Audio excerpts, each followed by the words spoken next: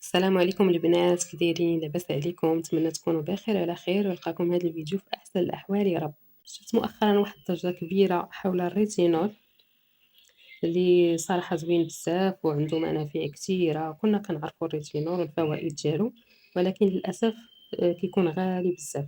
داكشي علاش البنات جبت لكم البديل ديالو بثمن رخيص، والمفعول ديالو كيفوت الريتينول تقريبا 20 مره.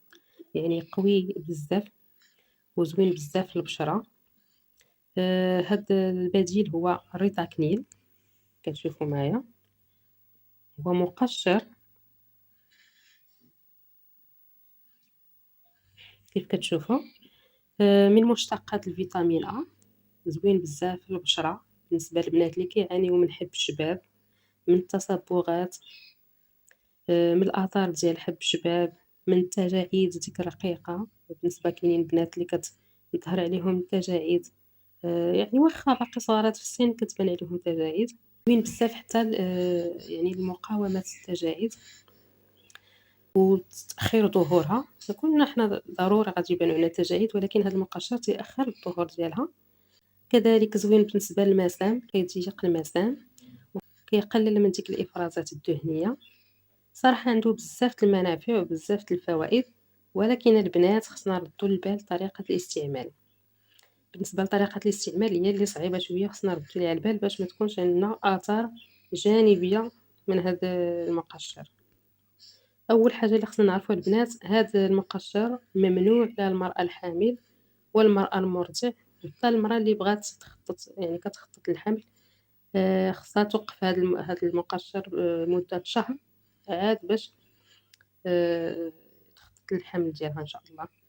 كذلك بالنسبة للبنات اللي عندهم بشرة حساسة بزاف، ما كنصحكمش بهذا المقشر، أو من الأحسن يعني تستعملوا مقشر قبل من هذا الريتاكنيل اللي هو الديفيرين. كنا كنعرفوا الديفيرين هو خفيف على هذا الريتاكنيل شويه، يعني اللي عندها بشره حساسه ممكن تبدا به هو الاول عاد باش تاخذ الريتاكنيل.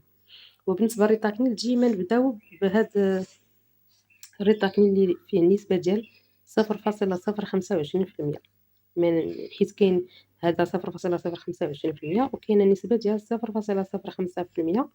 فضروري نبداو بهذا اللي فيه هاد التركيز هذا باش كتولفوا البشرة عاد باش ندوزو للتركيز الآخر. بالنسبة لطريقة الاستعمال كيف قلت لكم مهمة بزاف، خصنا نردو ليها البال. إذا خصنا نديروه على بشرة نظيفة بطبيعة الحال، وكنديروه بالليل. الريتاكنيل ممنوع يضر بالنهار، إذا خص ضروري كنديروه بالليل، وكنديرو معاه مرطب لأنه هو كينشف البشرة ومع المدة كيقشرها. وتقدروا تحسوا البنات بشويه ديال الحرقان في البشره ديالكم ولا التهيج، يعني راه عادي. الا كان واحد النسبه قليله راه عادي، اما الا كان يعني كانت تهيجات لكم البشره ديالكم وكتحرقكم بزاف، في هذه الحاله خصكم توقفوه. ربما البشره ديالكم حساسه بزاف ما وافقهاش. اما بالنسبه لك كان واحد التهيج خفيف، واحد الحكه خفيفه هكا، واحد الحرق خفيف، عادي. لان هذا هو الخدمه ديال هذا هو الخدمه ديالو، لانه كيف قلنا هو مقشر. إذا كيف قلنا كنديروه بالليل على بشرة تكون نظيفة، ما كنديروه حتى كتنشف البشرة ديالنا تماما. ممنوع نديروه على البشرة ديالنا اللي كيكون فيها باقي يعني باقي مبلى بالماء. إذا خصنا حتى تنشف البشرة ديالنا تماما عاد باش كنديروه. كنخليو كتشربوا البشرة شوية ومن بعد كنديرو فوقو مرطب. ضروري البنات تستعملوا المرطب. وصافي من الصباح تاني فاش كنفيقو خصنا ضروري نغسلو البشرة ديالنا ونستعملو كذلك مرطب، لان كيف قلت لكم هذا المقشر راه كينشف البشرة.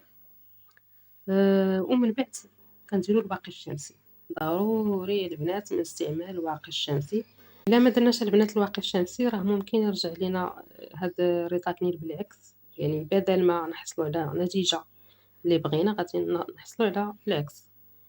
فضروري من واقي الشمسي. واخا نكونوا غير في الدار، الا بغينا ندخلوا غير للمطبخ بينا نتقابلوا في الرانه ولا، ضروري من الواقي الشمسي باش كنلقاو نتائج زوينه. ما كيف قلنا ما نحصلوش على نتائج عكسيه.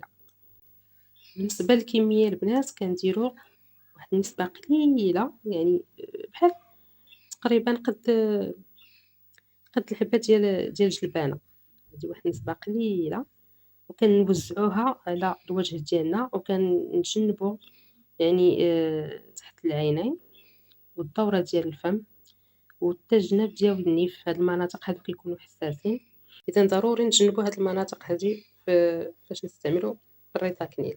كذلك البنات فاش يلاه نبداو نستعملوا هاد المقشر، خصنا نديروه 2 مرات في الأسبوع يعني في الأيام الأولى أولا في الشهر الأول كنديروه 2 مرات في الأسبوع فقط، حتى كتولفوا البشرة ديالنا وكتعود عليه. من بعد كنديرو نهار ويومين لا، من بعد كنديرو نهار ونهار لا، حتى كتولفوا البشرة ديالنا مزيان، وديك الساعات ممكن نديروه كل نهار. وكيف قلت لكم كنبداو في الأول بالتركيز ديال 0.025%، ومن بعد ندوزو للتركيز ديال 0.05%. فلا داومتوا عليها البنات واستعملتوه بالطريقة الصحيحة كيف وريتكم غتحصلوا على واحد النتائج زوينة بزاف، غتحصلوا على واحد البشرة مشرقة فيها واحد النضارة، فيها واحد الشباب، كتحسوا بها مجبدة، يعني البشرة ديالهم كتحسوا بها مجبدة سبحان الله العظيم. دوك المسام اللي عنده المسام واسعة يعني كيبداو كينقصوا، كذلك اللي عنده تصبغات زوين بالنسبة قلنا للتجاعيد، ديك التجاعيد الرقيقة تيأخر حتى التجاعيد يعني مع المدة، كيصفي البشرة، يعني كتلاحظوا واحد الفرق كبير. خصكم غير تستعملوه بالطريقة الصحيحة كيف وريتكم، ضروري من مرطب مع هاد المقشر لأن قلنا تينشف البشرة، وكذلك ضروري من الواقي الشمسي. وكيف قلت لكم بالنسبة للبنات اللي عندهم بشرة حساسة بزاف فما كنصحكمش تستعملوه حيت هو راه مجهد شوية. إذا هذا هو الفيديو ديال اليوم البنات، نتمنى يعجبكم وما تبخلوش عليا بلايك للتشجيع فقط. مازال ما اشترك في القناة كنتمنى يشترك ويفعل الجرس باش يتوصل ديما في الجديد، وكنتمنى تبارطاجيو هذا الفيديو مع الأصدقاء الناس اللي كتعرفوا باش تعم الفائدة، وفي أمان الله.